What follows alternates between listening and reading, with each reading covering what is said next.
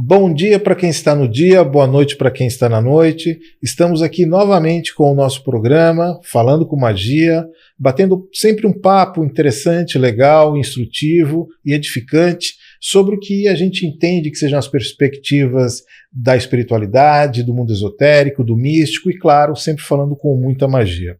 Hoje a gente vai estar falando sobre a espiritualidade nas empresas, sobre o mundo místico, sobre o mundo transcendente dentro do mundo dos negócios e essa perspectiva de avaliar essas possibilidades dentro do mundo dos negócios está cada vez mais premente, ainda que tenhamos uma incompreensão muito grande sobre os impactos dessas paralelas transcendentes, como eu gosto de falar, dentro do universo das corporações, dos relacionamentos de trabalho.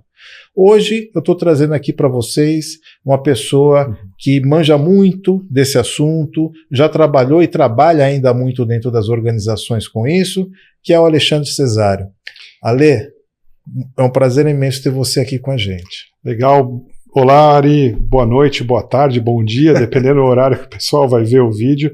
É um prazer estar aqui com você, fiquei super feliz com o convite e realmente esse é um tema muito bacana para a gente conversar, porque eu vejo muitos obreiros perdidos nas corporações, mas até um certo preconceito sobre esse tema, né? Se é de espiritualidade, não é do corporativo, não é da performance, não é da meta.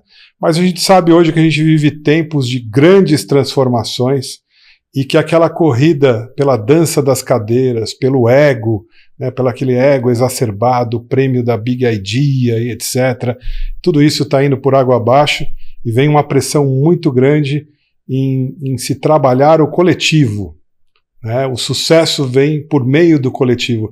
E quando a gente fala de coletivo, inevitavelmente, quando você chega na empatia, você chega em termos que o corporativo já começa a flertar, né? Sem dúvida. Inteligência emocional, empatia. Se você descascar essa cebola, você chega na espiritualidade, de diversas formas.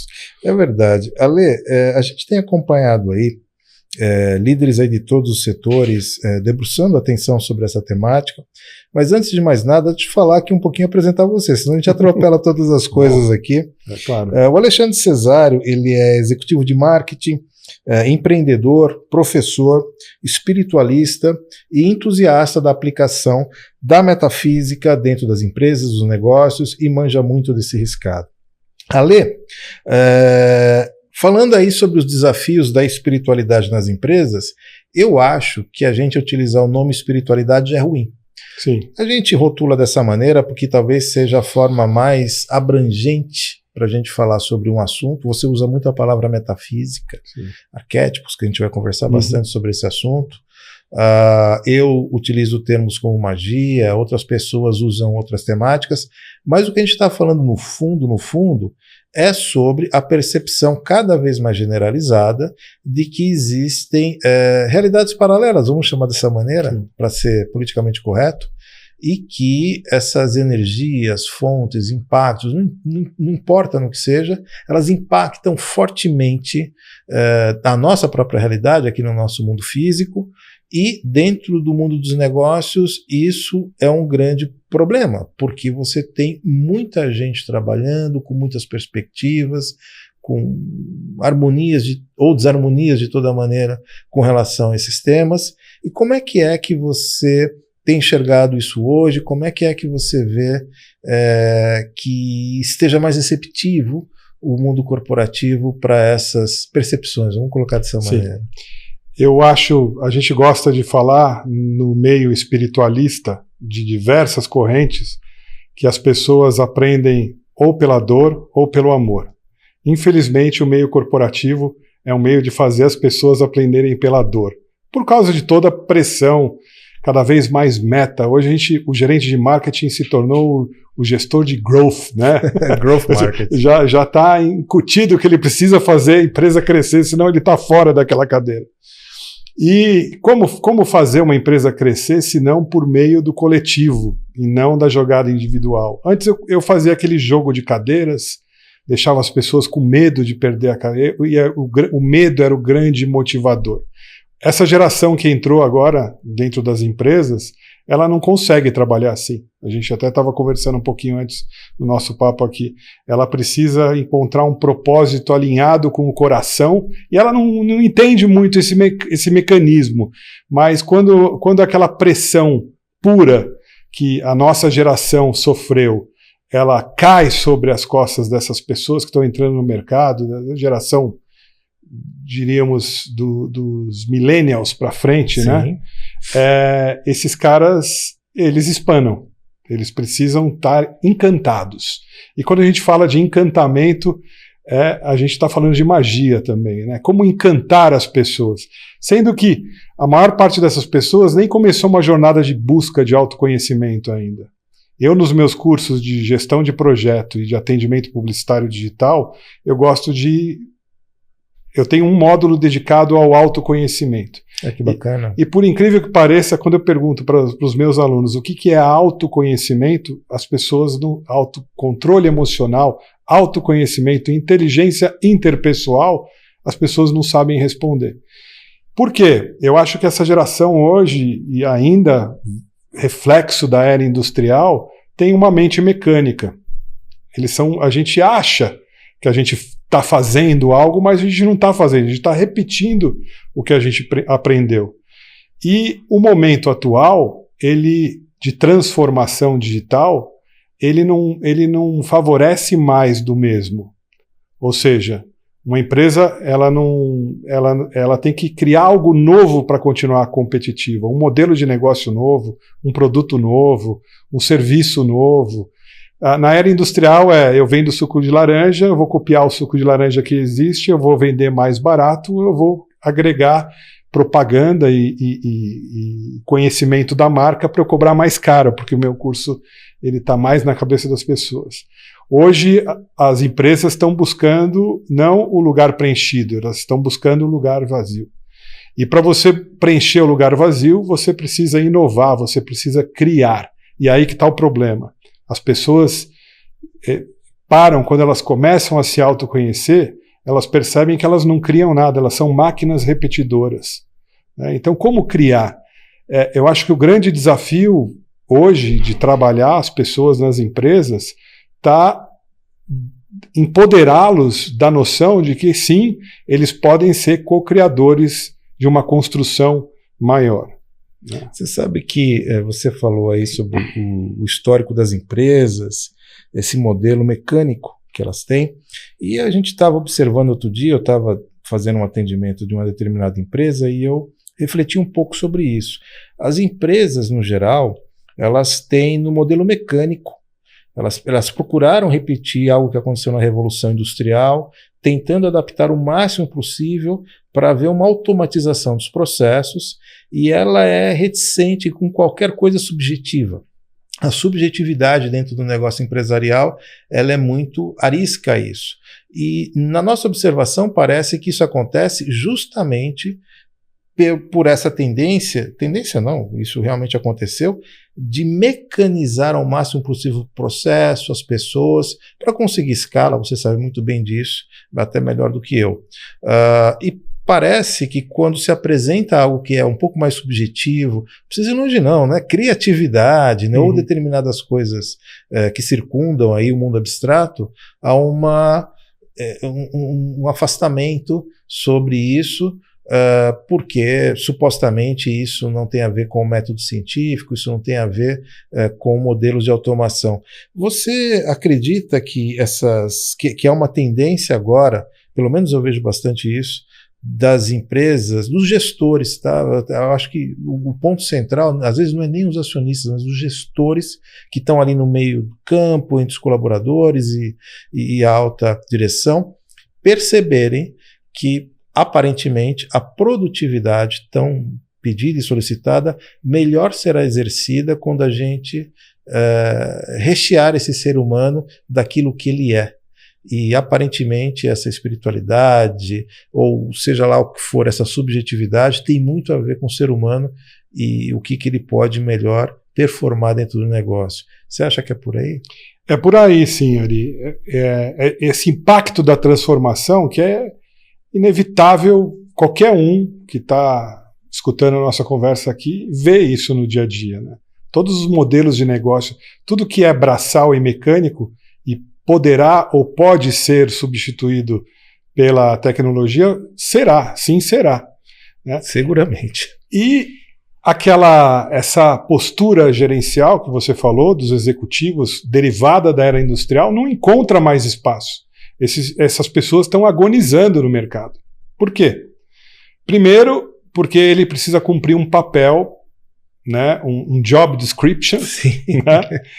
Segundo, porque as estruturas das empresas que ainda persistem no modelo industrial são aquela estrutura de administração funcional, que ela é verticalizada, lá tem o departamento do financeiro, do marketing, de vendas, tudo verticalizado.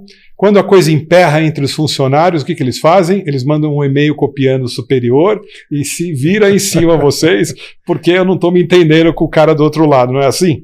E a coisa trava.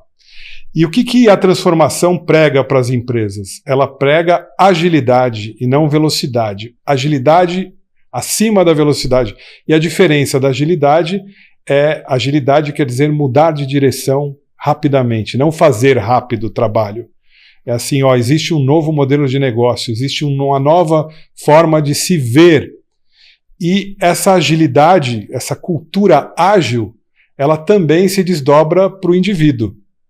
Né? Então, quando você reflete sobre isso, a gente pergunta assim para vocês, quanto que a gente está preparado para mudar conceitos e paradigmas e modelos mentais que a gente tem rapidamente. Mudar o mindset. Eu acho que aí a magia entra lindamente, né? Pois é, rapaz. Você sabe que, assim, você deve ter a mesma dificuldade que eu. Bom, você é evangelista das suas ideias, assim como eu desde sempre, né? O que a gente mais faz dentro do mundo das empresas é fazer esse trabalho jesuíta de tentar impregnar uma nova maneira de pensar, uma nova maneira abstrata de pensar. E que traga resultados para as empresas. A gente enfrenta desafios de todo lado e eu não gosto muito de utilizar a palavra ignorância, porque as pessoas com as quais a gente se relaciona, elas não são ignorantes.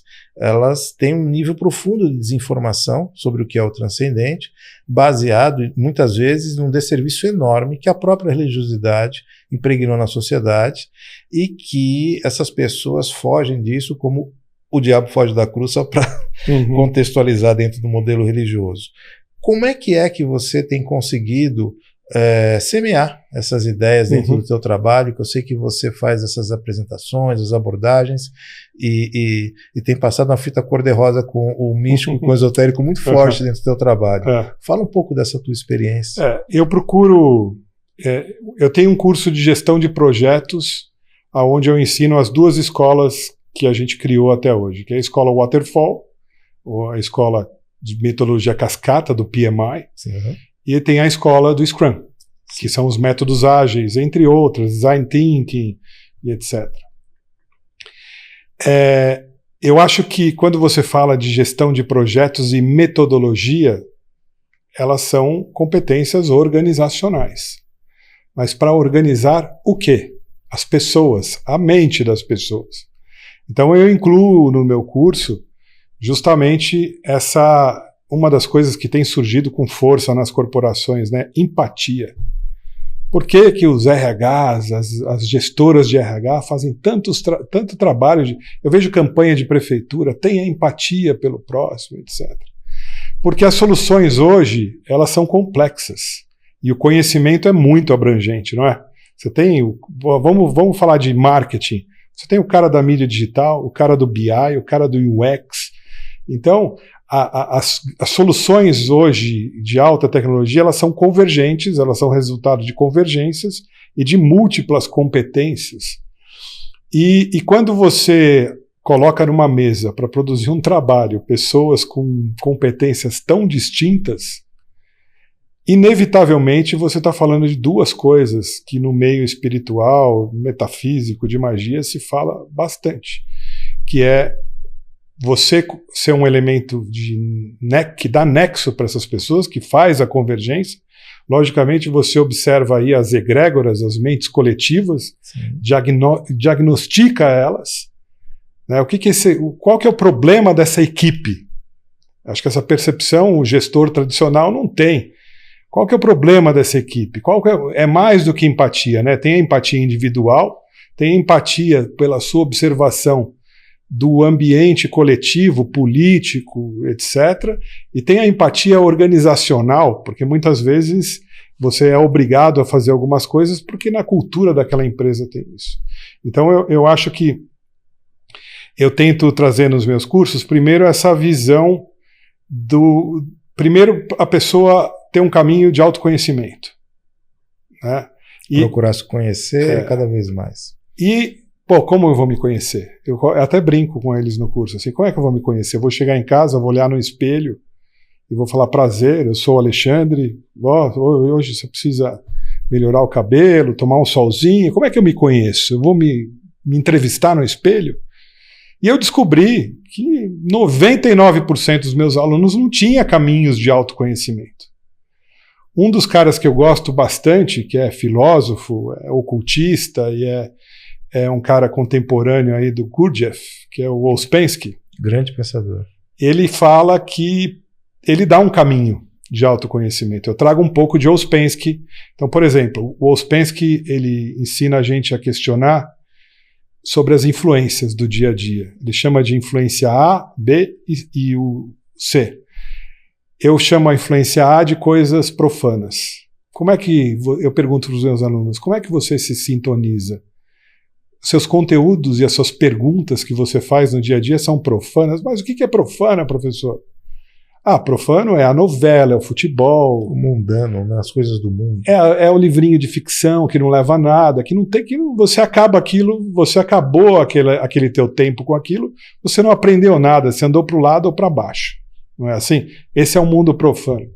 Eu falo que tem também as influências sagradas, que é a matemática, a física, a química, qualquer ciência, é a espiritualidade, é a metafísica, é o português, é tudo que te põe para cima, que te dá uma competência, que te dá um conhecimento.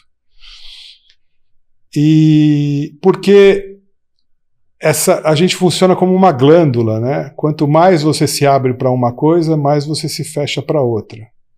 E aí os alunos já ficam assim. Só essa é a introdução do negócio. E aí eu falo assim, olha, você só consegue atrair para a tua vida, criar um magnetismo mental para ter condições de conversar com uma pessoa. Isso é o Ouspensky, né? Isso eu faço do Ouspensky, eu tracei esse caminho também. Como é que eu vou atrair a atenção de um iniciado? Você tem bastante seguidor seu aqui que deve... Como é que eu vou te atrair a atenção se eu estou muito sintonizado aqui no que é vulgar, né?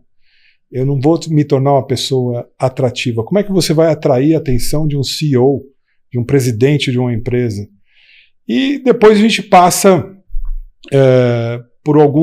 pela observação daquele mecanismo muito parecido com os chakras, que o Ouspensky ele divide ali. Você tem um centro intelectual, um centro emocional, um centro mecânico e um centro instintivo. Interessante. E aí eu passo a questionar os alunos. Qual desses centros é o mais rápido? Qual que tem a resposta mais rápida? Eles sempre acertam. É um instintivo, é claro, não preciso pensar para respirar, para certas funções. Então, levando em consideração que esse é o centro mais rápido, e os outros centros são, até o centro intelectual é o mais lento. E se ele está dormente porque as suas influências são só ilusões, isso quer dizer que provavelmente a tua reação emocional é que guia o seu dia a dia, né? Porque quando o teu centro mais lento está dormente, está negativado, intelectual, quando a situação te gera uma emoção muito forte, a emoção te derruba ou a emoção te levanta. Eu conheço já essa sua técnica de treinamento e capacitação já há alguns anos, que a gente já se conhece, e sempre achei admirável esse método que você utiliza de questionar sempre a pessoa que está aprendendo e fazer esse exercício com que ela realmente comece a hidratar o seu potencial. E eu fico imaginando quanta saia justa deve ficar as pessoas, pelo menos nas que eu converso, sempre que a gente faz esse tipo de abordagem, principalmente com relação a propósito, né? Eu utilizava muito esse questionamento com os alunos ou com as pessoas que eu fazia a mentoria, ainda faço. Qual é o seu propósito? Rapaz, isso trava a pessoa. Trava. Porque ela chega na conclusão, assim, a palavra propósito é muito séria, né? A gente vê muito isso nas empresas, nossa missão, nossos valores, nossas metas, mas o propósito é uma coisa muito complicada e muitas pessoas vivem sem o tal do propósito, no val da valsa, como a gente coloca, né? Mas se sentem e ressentem de que precisam de uma capacitação, de um conhecimento tal, até para se descobrir ao que veio, ao que presta, o que soma. E esses questionamentos todos que você colocou com muita propriedade, eles realmente fazem com que as pessoas dêem aquela chacoalhada. Eu imagino o quanto que isso deve chacoalhar dentro das empresas, principalmente onde a subjetividade é muito questionada, né? São todos assuntos muito subjetivos. São, mas eu sempre participei de palestras, mergulhei uma época na Umbanda para conhecer o arquétipo dos orixás, espiritismo, budismo, leio um pouco de taoísmo, e eu sou meio agente Mulder assim, do Arquivo X. Eu sei que tem coisa ali, mas eu quero ir um pouquinho mais a fundo para entender o mecanismo, né? Até uma igreja, a oratória de um pastor evangélico é hipnótica e sensacional, né? Sim, sem dúvida. Se você vai ali para a igreja católica, todo o ritual do defumar, vamos dizer assim, da trunqueira do padre que está ali debaixo do altar, da posição das coisas. Então, quando eu entro num ritual, num templo, eu tenho um olhar técnico para tudo isso. E eu falo, o que eu tiro, né? O que eu tiro disso de prática para o dia a dia? O que eu posso trazer e passar para os meus alunos e para as pessoas que me procuram, assim, pedir conselho, etc. Tal. É interessante que você falou de rituais, identidade, né?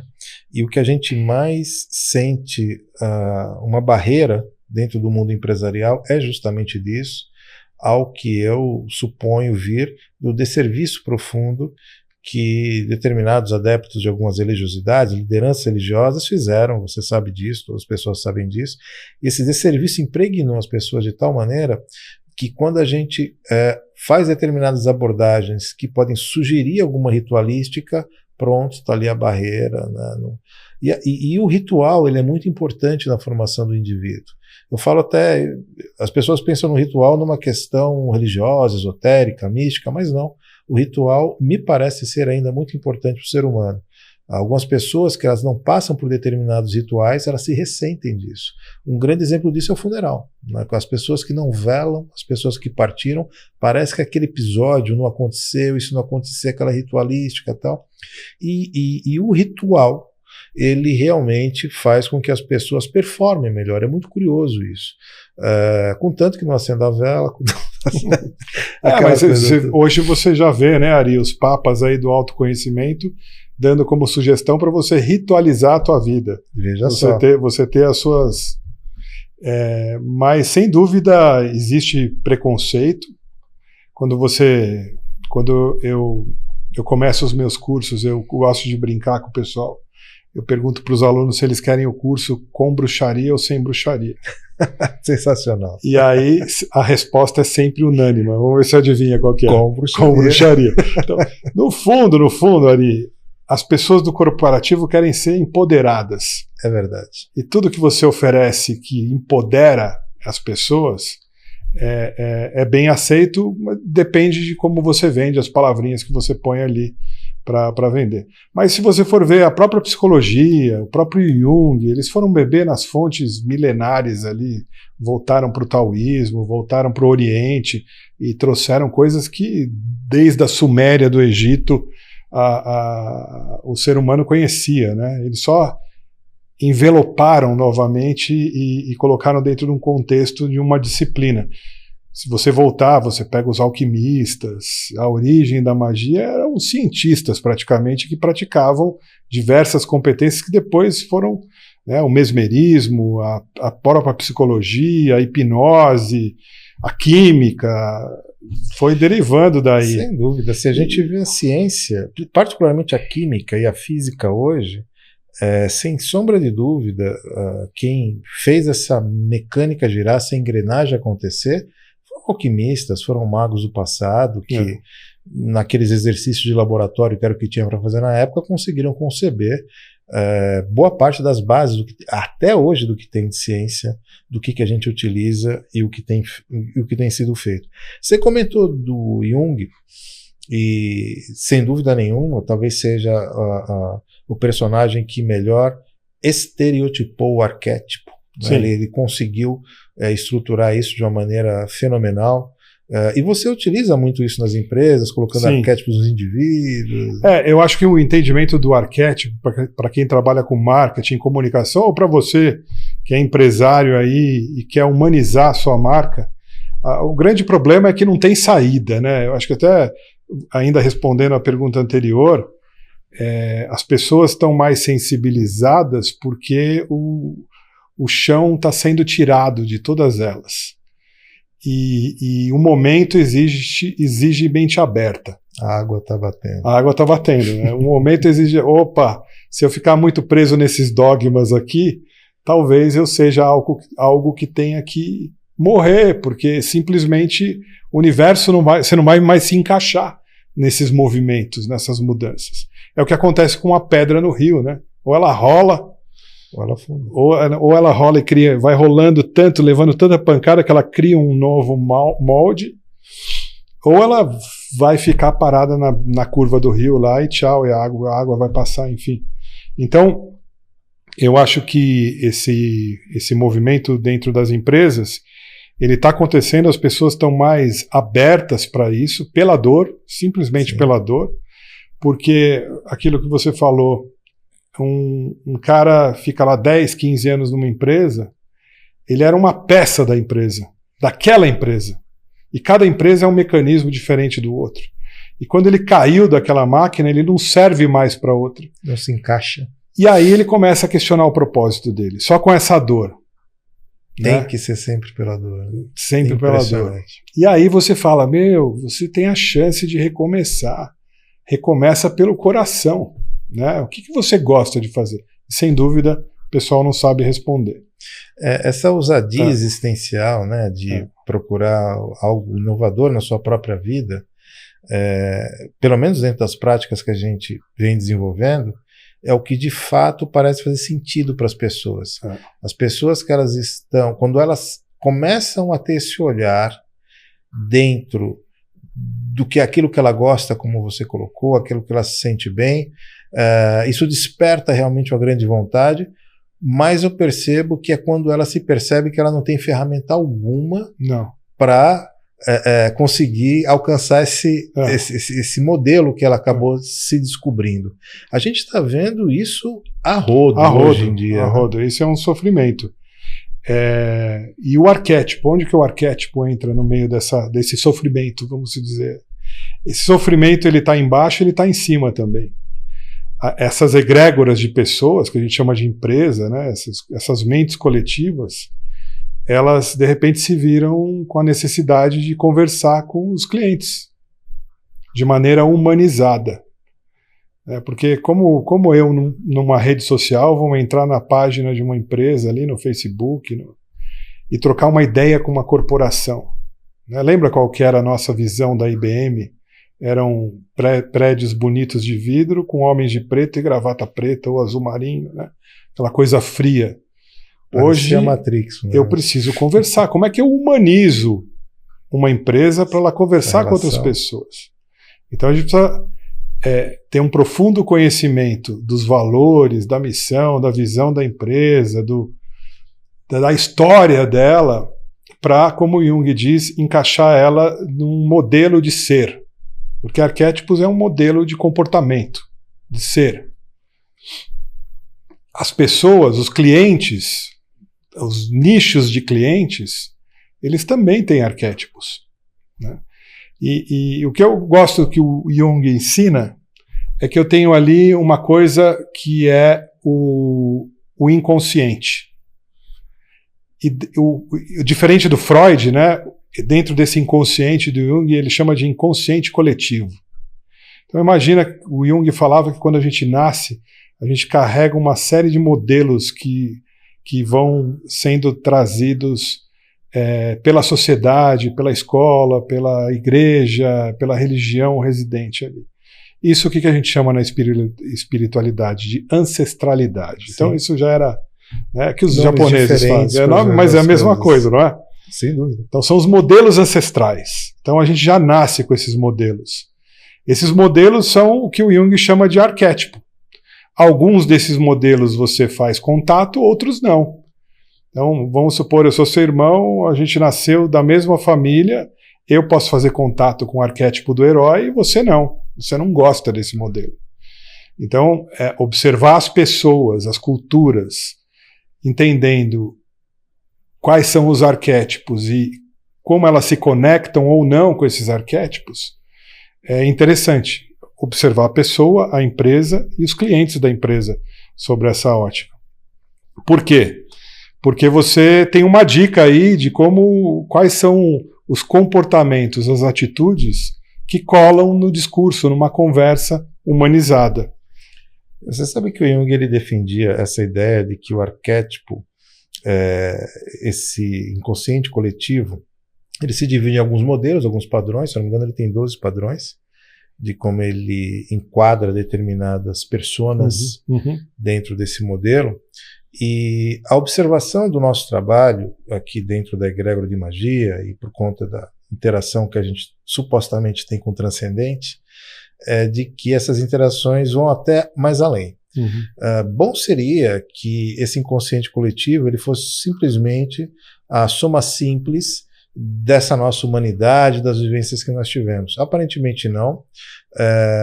Nesse molho, nessa salada que nós vivemos, é incorporado outras ditas consciências, não necessariamente espirituais, e que dão todo um tempero aí a esses padrões, esses arquétipos de cada um, como se entende. O curioso que é quando a gente, sempre que a gente trabalha nisso, né, você fez isso várias vezes, eu fiz isso também, a gente tenta modelar o arquétipo ali de uma empresa, ou de um grupo, de uma organização, e invariavelmente, não sei se aconteceu com você, comigo aconteceu sempre, eles não se entendiam naquilo. É muito curioso como o indivíduo não se enxerga como aquilo que ele é, e alguém do exterior olha para aquilo e diz que, olha, o que está acontecendo aqui é isso, isso e isso.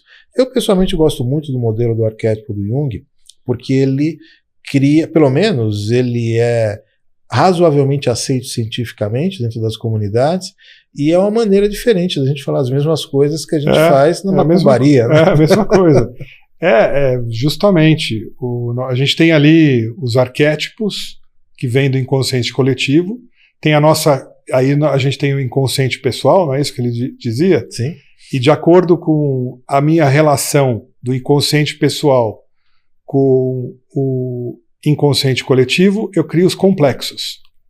Os complexos que o desenho divertidamente chamou de ilhas, né? Sim, sim, sim. Que existem em diversas fases na vida.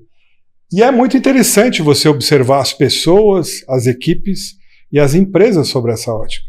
Eu não digo quando você cria um arquétipo para uma empresa, logicamente vão ter pessoas com complexos que não se adequam àquilo. Mas, de uma certa forma, você está construindo um ambiente que tem certos valores e que tem certas atitudes que, propositadamente, vai expulsar pessoas que não combinam com aquele arquétipo. Então, você cascateia uma grande mensagem que as pessoas que não têm os complexos adequados para seguir vão acabar, com o tempo, vão sair dessa empresa de alguma forma, não vão sentir conexão. Eu mesmo, desculpa, Ari, apliquei numa das agências que eu passei para curar aquela agência. Durante muito tempo, eu usei o arquétipo do herói, né? Mas um dia, uma das donas da empresa falou: Alexandre, nem todo mundo se conecta com o herói. Você tem pessoas sensíveis, pessoas com outras posições de valor. Então é isso. é muito importante você ter noção, porque você pode ajustar, pode acontecer isso, você pode ajustar um arquétipo que não tem a ver com a história da empresa, por isso que é importante fazer uma imersão ali nos donos, na vida dos donos, na história da empresa, nos tipos de cliente que ela atrai. É como a gente analisa uma pessoa também, né? Quais são as amizades, como que é a tua relação com a família, quais são as histórias, principalmente os traumas que você carrega por ter chegado aqui, e dentro dessa leitura você cria um diagnóstico ali de atuação. É uma equação imensa, né? E da qual cheia de deltas e variáveis que a gente não compreende.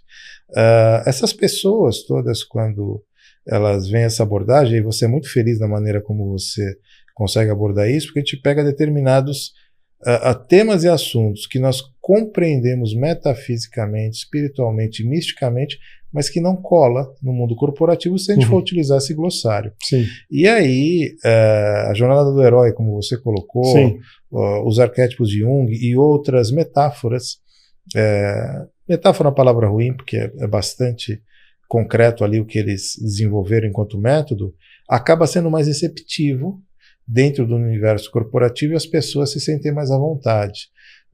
Na medida em que a gente troca determinadas palavras por outras, parece que tem mais receptividade, né? Quanto mais a gente sai... É impressionante o desserviço que foi feito por muitos colegas aí no universo religioso. Não, é incrível. Para você explicar os 4 elementos, você tem que começar pela psicologia, pelos 4 tipos psicológicos. Porque daí o cara está falando de elemento, está falando de... falar de terra, ar, fogo e água. Isso é ou desenho animado, ou é signo, é horóscopo, né? Mas... que tem tido uma certa... Mas isso, como a gente... Tudo isso que a gente estuda do esotérico, ele está transcrito em algumas competências do corporativo. O pessoal usa demais. Sabe, tem grandes empresários, grandes publicitários que no domingo fazem rituais escondidos aí nas agências. Isso principalmente agências de publicitário tem muito, né? Tem muito publicitário esotérico, tem demais. Você ficaria surpreso com a quantidade de magos alunos meus que vêm da publicidade afins, né? Parece que ali tem uma coisa ali. Essas pessoas que você comentou com isso, e é curioso como a pessoa se ressente de colocar essa prática dela. Eu vou utilizar a palavra fé aqui, crença, não é o caso, mas só para ilustrar aqui, como ela se sente pouco confortável de dentro do ambiente corporativo expressar essas ideias, ou mesmo dizer que ela comunga dessas opiniões subjetivas, colocar dessa maneira. E colocar rótulos de ciência nisso parece que muda tudo, né? Pelo simples fato de colocar o rótulo dito científico. A maior parte das pessoas é mecânica, é reativa e adota respostas rasas e fáceis, né? E a gente vê os meios de comunicação colaboram em desconstruir tudo que empodera o ser humano. É verdade. E então eu acho que o primeiro passo é trabalhar as pessoas, é o que eu gosto de fazer com os meus alunos, é trabalhar com que elas saiam da mente mecânica para uma mente criativa. E é muito bacana quando a gente olha para a mente mecânica, ela é reativa, né? A mente mecânica é reativa. Então eu pergunto para os alunos, eu falo, quanto tempo, o que você fez essa semana que não existia? Pode ser qualquer coisa.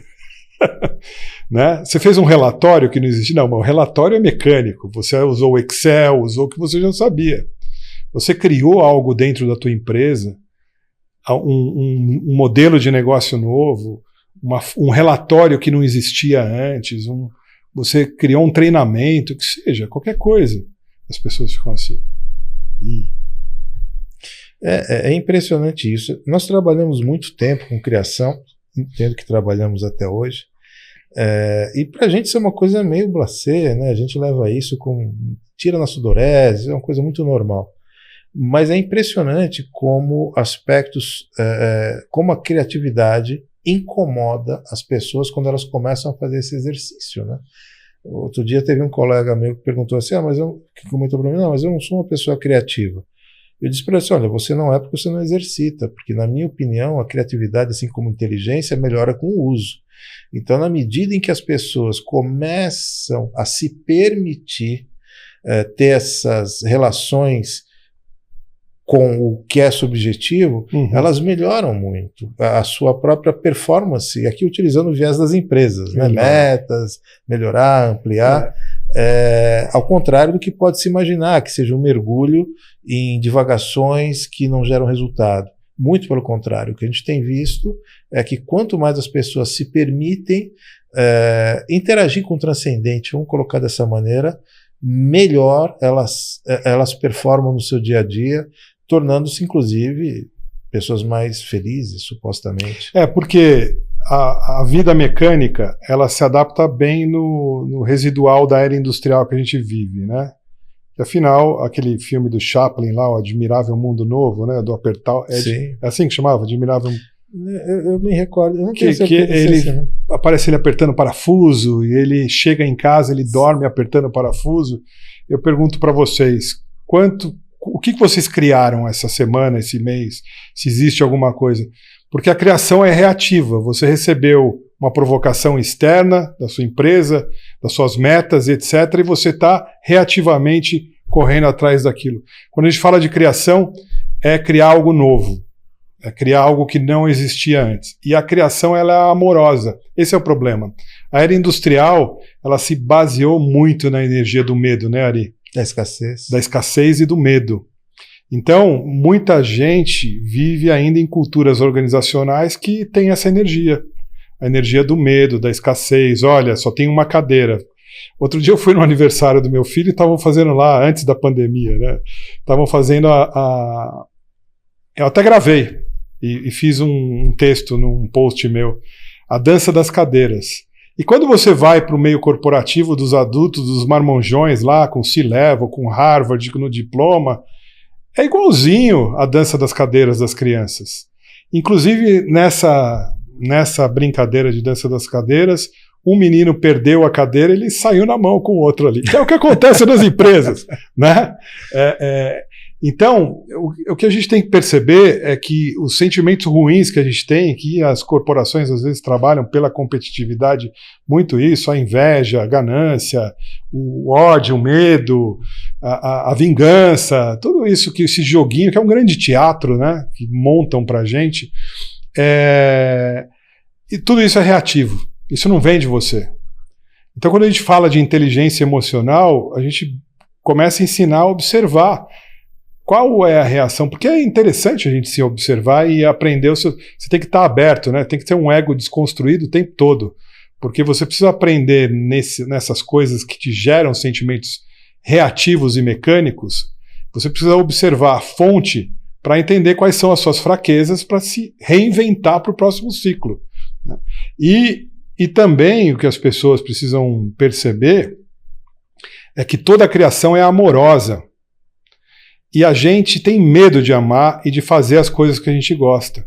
Por isso que a gente gosta de novela, futebol, essas coisas, porque eu vou viver um romance que eu não me exponho, né? Tá lá. Amar uma pessoa é perigoso, né? Será que ela vai... Né? Amar a minha empresa que eu trabalho, amar o que eu estou fazendo, sendo que eu faço parte de um mecanismo, é arriscado. Porque eu posso ser demitido e aí eu vou me decepcionar com aquela historinha de vestir a camisa. Então, quando você descobre o que você gosta, que é o primeiro grande passo, que as pessoas ficam perdidas, e você se descobre observando, simplesmente se observando, que as pessoas não fazem isso, você descobre que você consegue começar a criar a sua realidade mais com a cara que você quer, no caminho do amor. Só que as pessoas entendem o amor também como sexo, como relação um com o outro, né? O amor, ele não resume só a relação entre indivíduos. O amor, ele constrói várias coisas, a sua aptidão, a sua vocação, o seu propósito.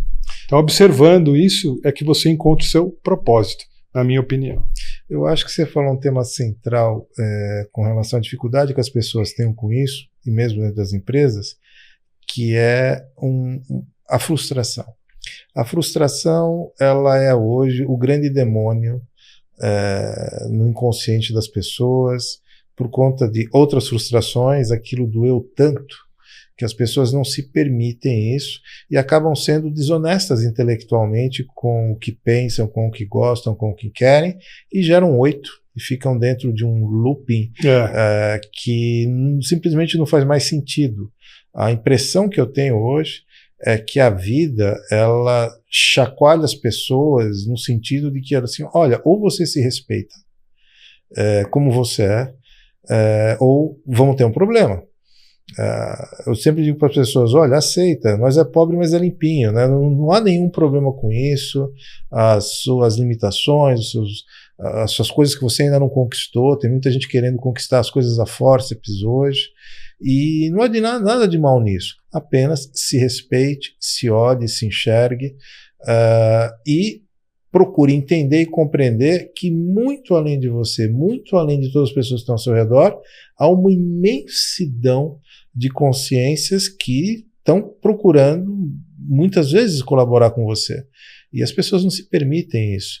Você vê essa falta de pertencimento com o coletivo e com o que se quer dentro das empresas também? Como é que você vê isso? Eu vejo que esse ambiente de hoje de desfragmentação da realidade anterior, né, principalmente nas corporações, ela está tendo um efeito no ego das pessoas também.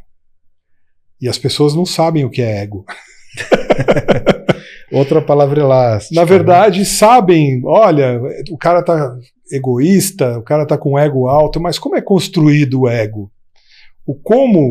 Quando você não começou a tua jornada de autoconhecimento, de inteligência emocional, quanto que esse ego foi criado de maneira inconsciente e reativo às suas experiências de vida desde quando você era bebê até hoje. A maior parte das pessoas é assim.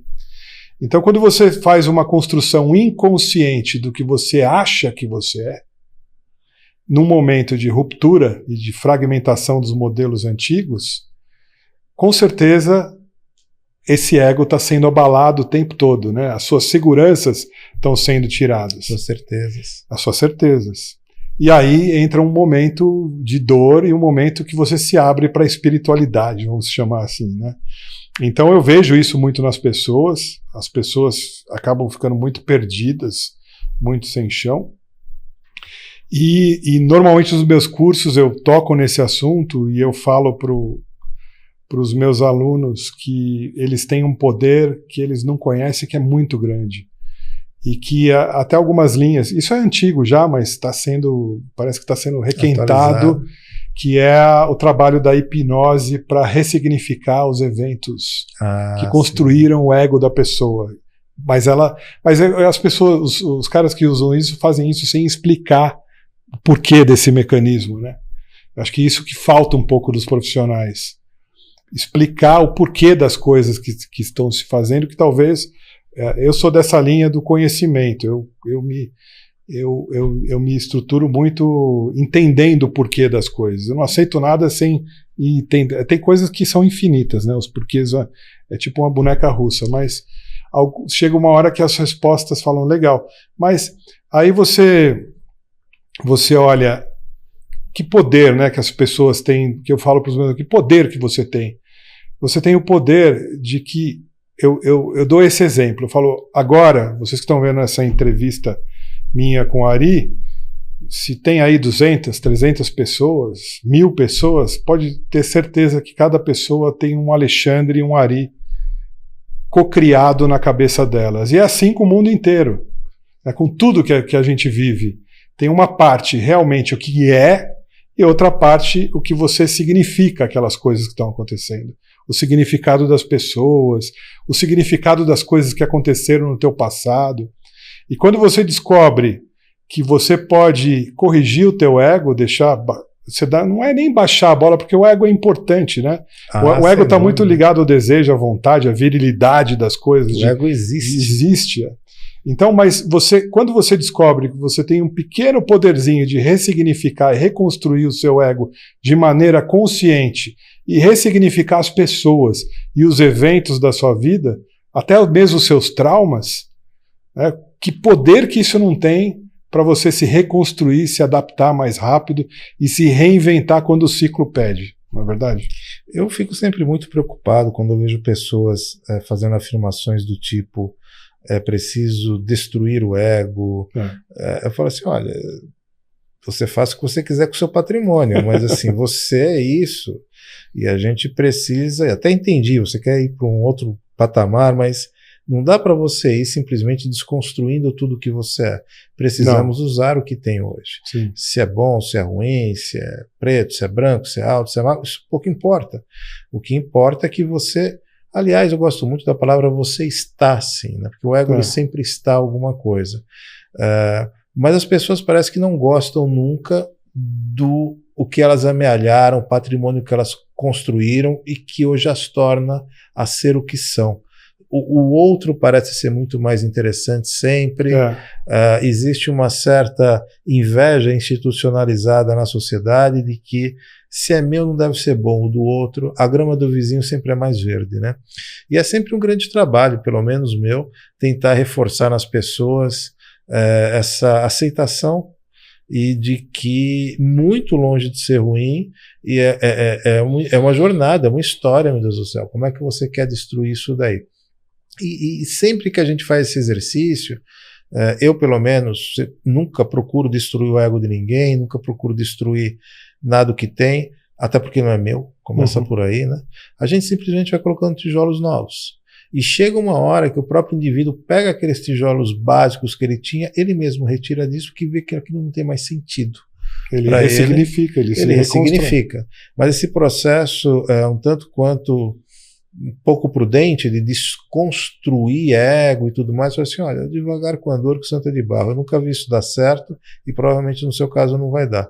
Quando isso vira um coletivo dentro de uma egrégora de uma empresa, por exemplo, aí isso fica muito perigoso. Sim.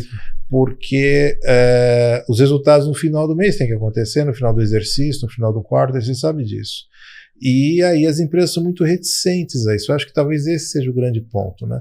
Quando ela começa a perceber que as pessoas estão se permitindo a estar navegando em desconfortos existenciais aqui ou ali, sai do mecanicismo, sai daquela automação que a empresa gosta muito e ela deixa de flertar com esse assunto. As grandes empresas, eu acho muito difícil essa mudança de cultura, de como a palavrinha que tem muita gente que não gosta mais, de tanto que falaram, de mindset. Né? Porque elas têm uma cultura profundamente industrial e funcional. Mas essas empresas, você repara que elas estão se ancorando em startups, criando spin-offs de ambientes de startup para percorrer esse universo vazio que ela sabe que não vai conseguir. Que ela não vai conseguir, ela comprou a startup lá atrás e provavelmente essa startup daqui a 10 anos está maior do que ela mesma, com outra cultura, e aquela cultura morreu e quem estava ali comandando aquilo continuou. Mas eu acho que as grandes empresas vão sobreviver justamente por esses movimentos. Você vê os bancos comprando as fintechs, exatamente, as grandes empresas incentivando laboratórios de inovação, e aí esses negócios podem se tornar até maiores do que elas mesmas, né? Os unicórnios aí que falam. Você sabe que essa falta de percepção de que as coisas estão indo para esse caminho, ela torna muito perigoso a própria ocupação do indivíduo, né? A gente vê eu vejo pelo menos com muito bons olhos o que vem acontecendo com inteligência artificial, com robotização de processos, mecanização. Eu não acho que o ser humano deve mais fazer uma série de atividades que são macaquices, no fundo, não tem por que um ser humano mais estar fazendo isso, e as pessoas não estão compreendendo que os novos atributos que vão fazer com que ela faça sentido dentro de uma determinada organização não tem a ver com esse mecanicismo, porque seguramente ela vai ser trocada por um robô. A gente vê muito isso. Áreas do conhecimento que a gente imaginava que jamais acontecesse, como, por exemplo, a análise de dados de marketing, foi o primeirão que está sendo ocupado aí demais por algoritmos de todo tipo e de toda ordem. Eu sou um defensor de que em pouco tempo as pessoas vão estar envolvidas ou com arte, ou com filosofia, ciência ou engenharia. Pouca coisa sobrará além disso daí, porque são práticas onde o ser humano sem dúvida nenhuma, ele é meio ímpar, nesse sentido, aparentemente, ainda. Para as grandes corporações, provavelmente vai sobrar isso, um nível de automação e robotização sem tamanho, e para pequenos projetos é onde parece que o ser humano vai conseguir colocar a sua verve, conseguir colocar o seu melhor. Você diariamente está dentro dessas empresas, diariamente tem conversa com esses profissionais. Que futuro você vê para tudo isso? Faz sentido para as empresas depositarem esperança nessas nossas práticas subjetivas, como eu gosto de chamar? Eu acho, se você olha para não vamos reinventar a roda, né? Vamos puxar lá do Netflix aquele filme Ela, do Joaquin Phoenix, que ele se apaixona por uma inteligência artificial. Sim. Porque, como diz o Charlie Brown Jr., ela fala tudo que ele gosta de escutar. Sensacional. Então, eu observo, acho que eu recomendo todo mundo que está assistindo esse nosso papo ver esse filme, porque qual que é a profissão do Joaquin Phoenix? É criar cartas de amor. Ele é um redator de cartas de amor, porque com toda aquela evolução e com aquela especialização da máquina de entender o que você deseja, falta ainda o ajuste fino, que vem do amor, né? Então, sem dúvida, a gente é obrigado a aprender a criar aquilo que a gente está falando, a tentar trazer o que a gente gosta. E eu acho que tem um outro desafio grande que vai contra essa polarização.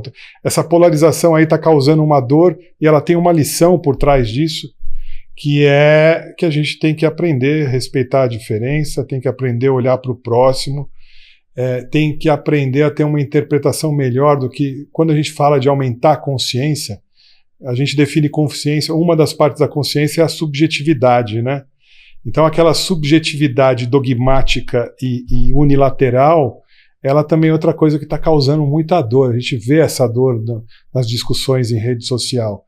Então, eu acho que esse indivíduo no futuro, ele obrigatoriamente precisa entender que o coletivo é mais importante do que a jogada individual. Como é difícil para as pessoas enxergarem isso, né? A gente está vivendo num mundo de muita polaridade, né? E aqui eu estou sendo generoso, porque o que a coisa está acontecendo é bastante séria. A gente tem visto as pessoas indo para as raias das vias de fato por conta das suas opiniões, das suas ideias, do que julga ser correto, do que pensa já saber, né? E essa me parece ser uma outra dificuldade imensa para as empresas, para os indivíduos, que é considerar a possibilidade de não estar certo. É impressionante. Eu lembro, Ari, na nossa época a gente gostava de ouvir a opinião do outro, né? Mesmo que não fosse igual à nossa. Eu não via tanto radicalismo. Eu lembro que eu conversava com os meus amigos em quem você vai votar, cada um falava um candidato e todo mundo se respeitava. Hoje não existe mais esse respeito eu acho que até uma política dos dois lados super óbvia e implantada, né? Você vê hoje, você tem um candidato que só existe em função do outro. Eles se anulam se não existir. E eu acho isso muito óbvio, muito transparente. A luz está mostrando para todo mundo isso que eu estou falando, que a gente precisa aprender a ter uma abordagem mais humanista, amorosa, focada no coletivo, não no indivíduo. E para o Brasil, principalmente, que tem uma dívida social violenta, a gente vai ter que pagar essa dívida uma hora. E eu não estou falando aí de modelo de socialismo, comunismo, liberalismo. Eu estou falando direto e reto de uma abordagem humanista e de uma dívida que a gente tem. Não dá para ser feliz num país em que você mora em condomínio fechado. É quase volta do feudalismo, né? Sim. Muito parecido com esses filmes aí de bárbaros lá, que só quem está dentro do castelo sobrevive. Todo mundo aquartelado, né, na sua Então, acho que o aprendizado está aí. Quando que a gente vai resolver? Quando que o coletivo vai aprender? Né? Eu acho que é a lição, é o amargo de novo, batendo nas nossas portas. Quantas eleições vai precisar para esquecerem que a solução polarizada não é a solução melhor para todo mundo? Vamos esperar. O que a gente pode... Acho que até mesmo foi você que me disse uma vez que de vez em quando surgem os grilinhos no meio do gramado da escuridão, né? Que ficam lá grilando. Eu espero estar sendo um desses grilinhos aí ali. Esporadicamente eles aparecem. Mas sempre tem alguém que vai lá e dá uma chinelada no grilo. É impressionante. Essa nossa realidade, ela é patética para dizer o mínimo. Ale, você quer deixar algumas palavras finais? Como é que você vê o cenário aí daqui para frente? E deixa aí as suas palavras. Conta pra aquela eu acho, turma, que eu acho que o principal recado desse nosso papo aqui, e que me ajuda muito na prática, é vocês entenderem essa possibilidade de ressignificar o subjetivo, que formou, de certa forma, o ego, o que você acha, o que a gente acha, o que a gente é. E ressignificando o subjetivo, você pode ressignificar as coisas do seu passado, as coisas do seu presente, olhar para que as pessoas também te enxergam de forma subjetiva e trabalhar essas relações.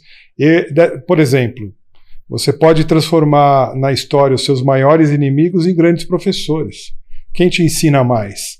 Aquele que no passado te causou uma dor, aquela pessoa que foi uma pedra no caminho, ou seus melhores amigos?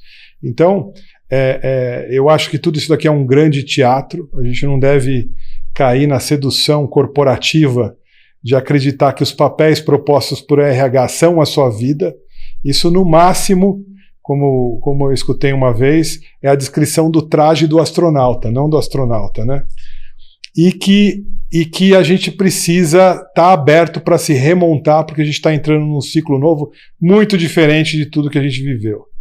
E isso não é só tecnológico, não. É de comportamento, é de relacionamento, é de como você se relaciona com o mundo. E como os magos dizem, né, que você deve aprender magia para fazer com que as suas vontades, os seus desejos prevaleçam e transformem a sua realidade, que a gente deve ter menos preconceito, menos desinteresse por certas coisas que são tão antigas. E coisas que são antigas e são ditas até hoje, elas têm o seu valor, elas devem ser observadas, devem ser compreendidas. E em tudo, eu acho que preconceito por religião, por espiritualidade, por esoterismo, por métodos que você nunca ouviu, é uma forma de você manter a tua cabeça fechada. Então, se abra para essas coisas, o momento é de abertura. Sem dúvida nenhuma, Lê, a gente vive num momento de profundos desafios de flexibilidade e adaptabilidade. Uhum. Parece que isso não tem muito a ver com modernidade, parece que essas coisas foram desde sempre. Ale, prazer imenso, velho, estar aqui com você. Obrigado pelo convite, Ale. Te agradeço muito por você ter vindo somar aqui a sua experiência aqui no nosso programa. E com isso aqui a gente vai encerrando mais esse capítulo, mais esse episódio do nosso programa, incentivando muito vocês a procurarem aqui os nossos canais digitais, procurem aqui os cursos da Escola de Magia, procurem aqui as nossas práticas e, como eu sempre digo, pratique, ouça e assista a magia, de preferência aqui no nosso canal. Aproveitando, se inscreve no canal, que é muito importante aqui pra gente. Que assim seja, e assim será, e assim será, e assim será, meus amigos.